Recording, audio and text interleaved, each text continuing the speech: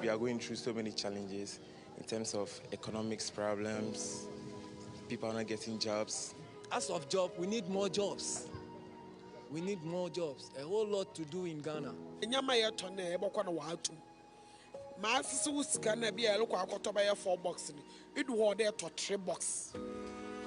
Very hard. Very hard. Yeah, very hard. Because on getting in power. Businesses are collapsing. And the unfortunate thing is, even our light bills are not even going down. This thing has been happening for 3 years now. We get light in the day for only 2 days. Only 2 days. So out of the 5 days, it means you can work for only 2 days. And this is very bad.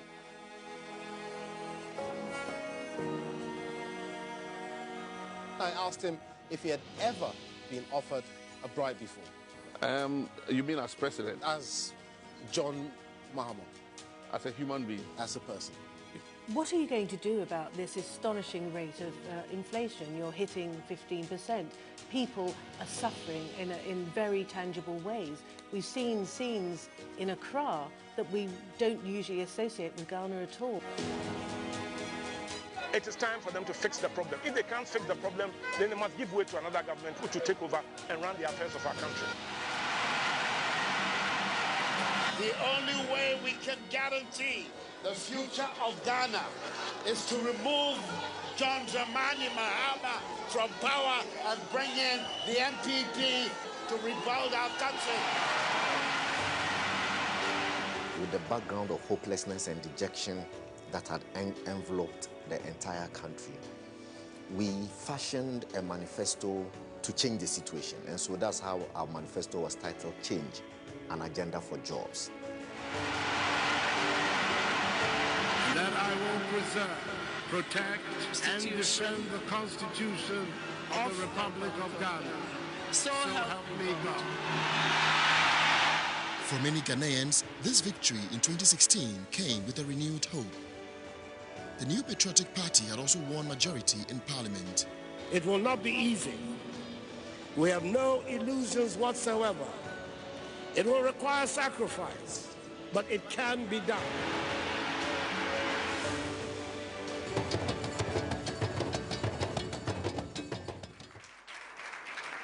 But after victory came reality. And with a record time, the new president formed and announced key members of his government. They are the men and women who will drive his vision, making it clear to them that there was no time to waste.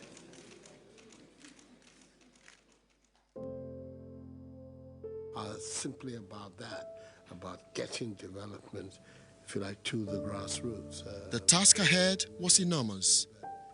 His first major task was to ensure that power was stable in the country in order to get small businesses and industries that had collapsed under the Mahama administration back to work.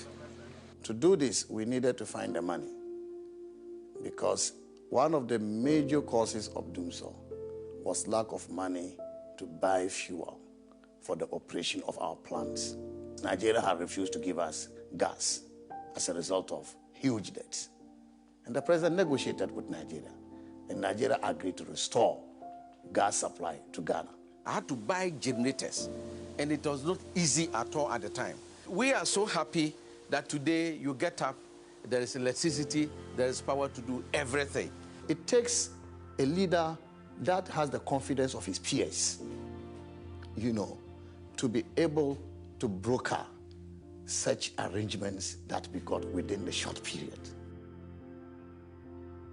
After years of doomsday, the lights were finally back for good.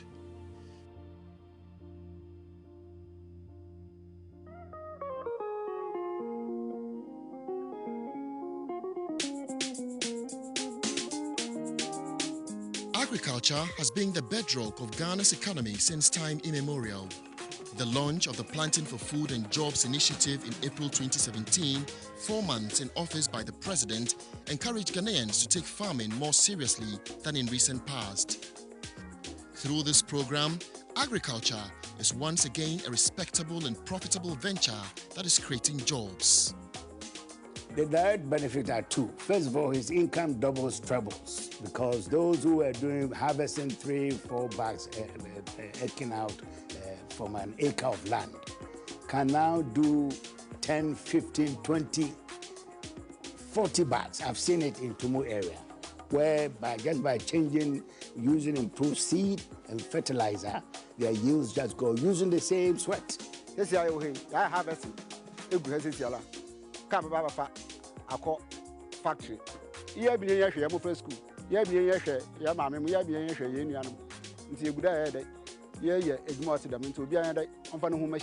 You have to go up to the rural areas to see the kind of prosperity this engagement is bringing to them. It's making them very, very comfortable. The poverty is being tackled head on.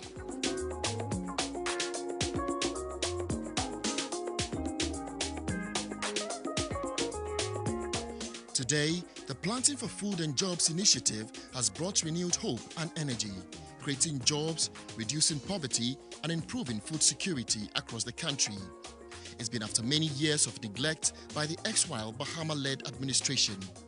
I think today you see leadership that is responsive to the challenges of the Ghanaian people. Leadership that is also very committed to improving the quality of life of every Ghanaian, not just a few people.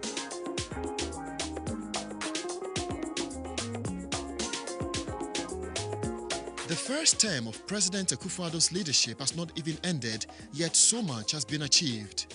Within months in office, nurses and teachers who were abandoned by the Mahama-led administration were empowered with the restoration of their allowances. The National Health Insurance Scheme was immediately giving a new lease of life with the payment of the 1.2 billion Ghana cedi arrears. Leakages at the country's ports have been sealed with the introduction of paperless ports. To augment operations of the National Ambulance Service and to save lives, 307 new ambulances were distributed to all 275 constituencies across the country. Another fulfillment of a campaign pledge, one constituency, one ambulance. As a first step in the fight against corruption, the Office of the Special Prosecutor has been established. With a promise to create jobs for the youth, he created NAPCO, or the Nation Builders Corps, which is giving jobs to thousands of young graduates.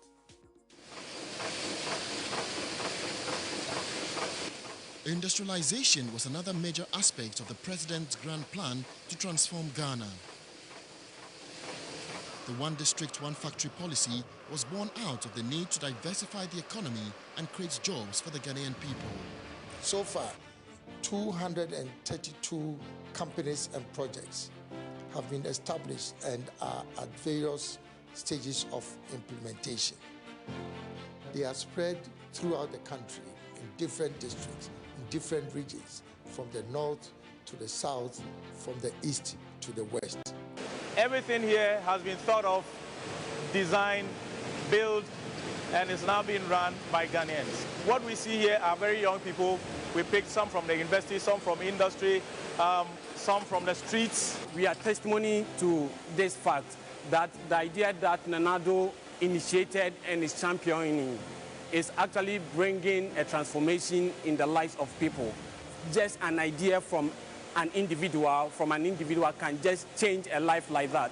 But it goes beyond that, because it is also capturing new enterprises, at the same time capturing existing enterprises that were completely demobilized and almost dead, which have been resurrected.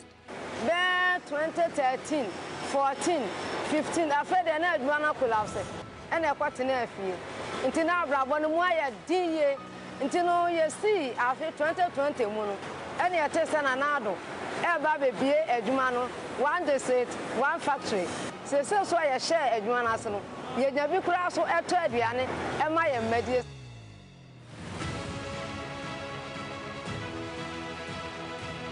The One District, One Factory initiative is an economic landmark, empowering the private sector to grow.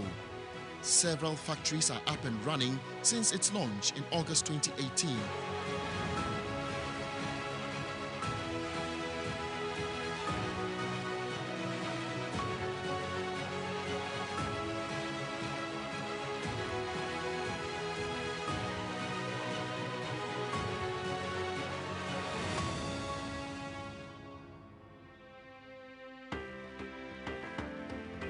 Gazette number 12 of 2019, and thereby creating the Northeast region, and signed the instrument. Following the country's constitution, President Akufo-Addo led the creation of 6 new regions, empowering several communities that have been deprived of development.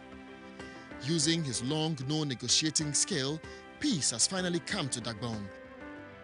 The presidential pitch, an initiative to support young entrepreneurs and the needy with startup capital, has become his regular routine. Bottlenecks in the banking sector, which were collapsing the country's economy, is now cleaned up.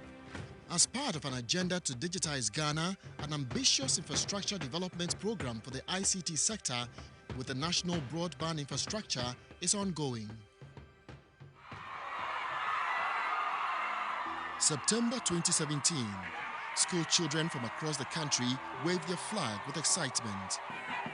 For the first time in the country's history, senior high education is made free across the country. A government may not be able to make every citizen rich, but with political will and responsible leadership, a government can help create a society of opportunities and empowerment for every citizen. And I know no better way to do so but through access to education. The education of the Ghanaian child is something dear to President Akufo-Addo. Through this policy, a record 1 million children have access to secondary education in Ghana. He is the driver and mover of free SHS. As we speak, apart from we doing the technical work to support his SHS, the free SHS program is under the office of the president. For him to bring free education, women who ordinarily go and sell their clothes to make sure that the children are sent to school or there's food on the table, now would not sell their clothes again, but will have their children in school. Across the country, many parents and students have shared various testimonies on the overwhelming success of the free senior high school policy and how it is securing their future. In 2001, I lost my father, and in 2008, I lost my mother. If not because of the introduction of the free SHS, I wouldn't be here, and my vision is to become a nurse in future so that I'll be able to help my community and the nation at large. When you talk about infrastructure projects, there's no comparison. Because let me give you an example. When you take a 12-unit classroom, we did 165. When you talk about 3-unit classroom blocks, all in secondary school, we have done 60. When you talk about 6-unit classroom blocks, we've done 173. We have done about 3 times more than the SDC ever thought in their mind.